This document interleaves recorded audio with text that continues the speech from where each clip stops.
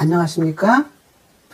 윤석열 대통령이 어제 주기환 전 국민의힘 강주시당 위원장을 민생특보로 임명했습니다.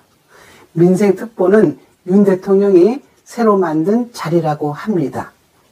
지난 18일 주기환 특보는 국민의힘 위성정당인 국민의 미래 비례대표 24번을 배정받고 당선권 받기라며 후보직을 바로 사퇴했습니다. 친윤 이철규 인재영입위원장이 한동훈의 공천이 잘못되었다고 신경질을 부린 바로 그 시점입니다. 친윤계는 한동훈 사촌이라고 반발하면서 친윤 대 친한 갈등이 표면화된 듯 보였습니다. 국민의 미래는 20일 밤 호남 및 당직자 출신 한 명씩을 비례대표 명단 20번 이내에 재배치했습니다. 하지만 주기환 특보는 이미 사퇴한 상태여서 너무 경솔했다는 평을 받고 있습니다. 윤석열 대통령이 실의에 빠진 주기환 후보를 민생특보라는 자리를 만들어 배려했다는 느낌을 지울 수가 없습니다. 주 특보는 조선대 법대를 졸업하고 강주지방검찰청 수사관으로 일하면서 윤 대통령과 인연을 맺은 것으로 알려졌습니다. 이후 윤 대통령이 대검 총수부에 있을 때도 파견을 나올 정도로 곁에 둔 인물입니다. 윤 대통령이 검사 시절 강주를 떠날 때도 마지막까지 술자리를 함께한 사람이 주기환 특보라고 합니다. 그런데 이 특보 보좌역이란 자리는 대개 인연이 깊고 고마운 사람을 곁에 두는 게 아닌가 싶습니다.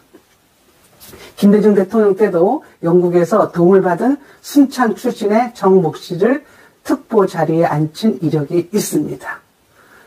주기환 특보는 강주에서 국민의힘 당협위원장을 맡고 지난 22년 6월 20대 지방선거에서 강주시장 후보로 나섰습니다. 당시 호남 험지에서 16%라는 놀라운 득표율을 보이지 않았습니까? 지금껏 보수 후보로 나와 15% 득표를 얻어서 선거 보존을 한 후보는 주기환 후보가 유일하다고 합니다.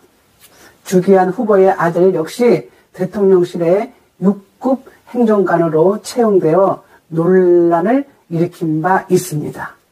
이번 주기환 후보를 민생특보로 임명한 것을 두고 한동훈 비대위원장과 윤석열 대통령 간 충돌이 또 일어난 게 아니냐는 말들이 나옵니다.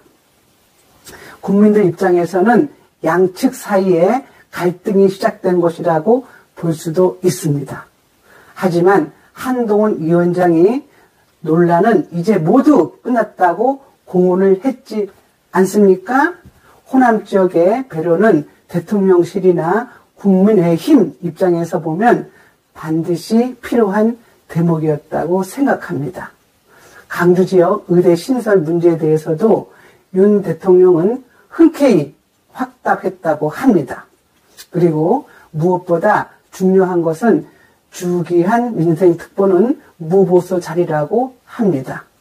사무실과 활동비만 지원을 받습니다.